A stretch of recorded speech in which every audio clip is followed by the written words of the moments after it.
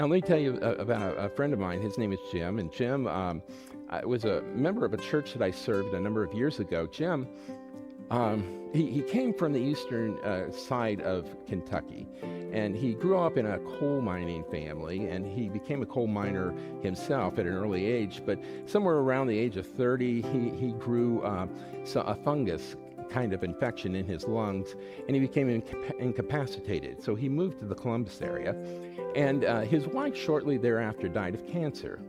Thereafter, his oldest son became an alcoholic. And you think, Jim could have gotten bitter and just angry at the world. Instead, he did quite the opposite. I watched Jim in a magnificent way. He operated in the church. He would help widows who didn't know how to repair certain things in their homes. He would help them.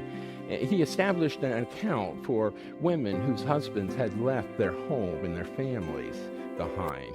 He was just a kind of person that just gave of himself, and he was oftentimes criticized and made fun of because they called him a sucker, and yet Jim was the kind of a person who would just give of his heart, and he was happy. In fact, the very last moment that I saw Jim alive, I was standing on one side of his bed in the hospital. His son was on the other side of the bed, and Jim had not been responsive for about 2 days.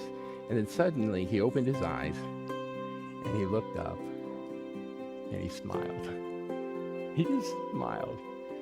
And I looked up too, and I'm thinking, what are you seeing, man? What are you hearing? I want to hear it too. And you and I can debate what it was he was seeing, who he was listening to, but I think I know. But regardless, this is a guy who tried. This is a guy who did his best. And this is a guy who died happy. And that in itself was his reward. He died happy.